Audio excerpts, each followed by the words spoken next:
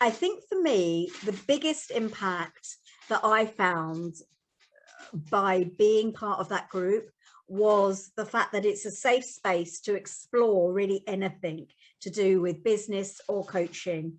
And you know, you're with a group of very like-minded people, but who may have very different areas that they're coaching in, to me, but actually we are ongoingly supporting one another and encouraging one another and to be the very best that we can.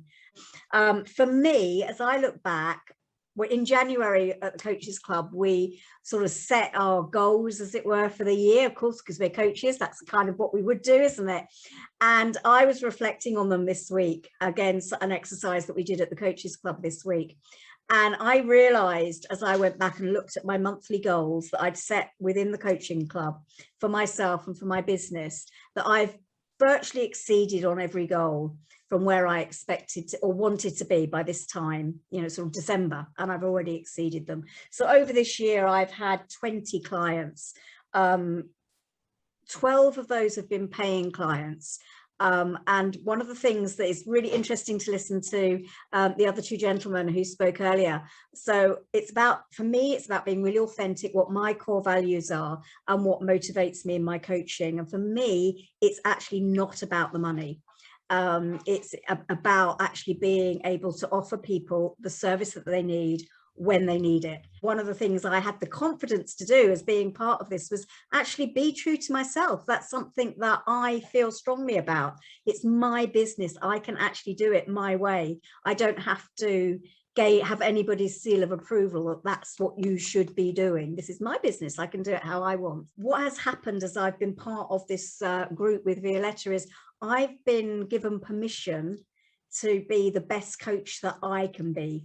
And be authentic about what I want to offer. So actually my niche is quite wide. It's very specific, but actually I think if I was to ask any of you, do you know someone that's been bereaved in the last year?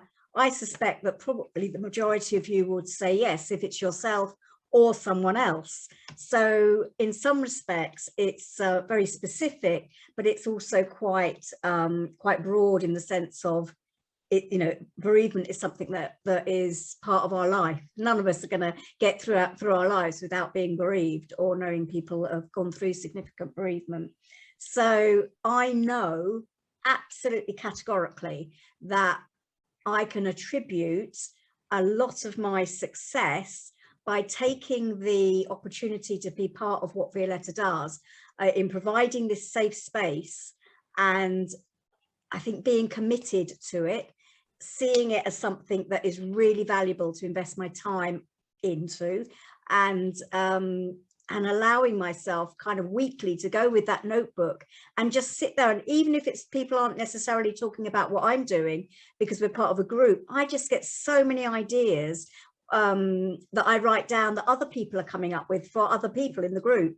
And so that's kind of like, for me, why I feel that I can attribute so much of my own success over the last year to have, I can't believe that a year ago I didn't know any of this, and now I've been in it for a year, and I'm, you know, I'm growing my business. I'm doing workshops. I would never have considered doing workshops, even though actually in my career I used to do a lot of them, but for some reason I thought, oh, coaching's one-to-one. But actually over the last 6 months I've run workshops, I've been featured in the Sunday Times newspaper, just so many different things have happened. And I think it's because I've kept my passion alive by linking in with and getting fed, as it were, you know, getting that inspiration to keep going.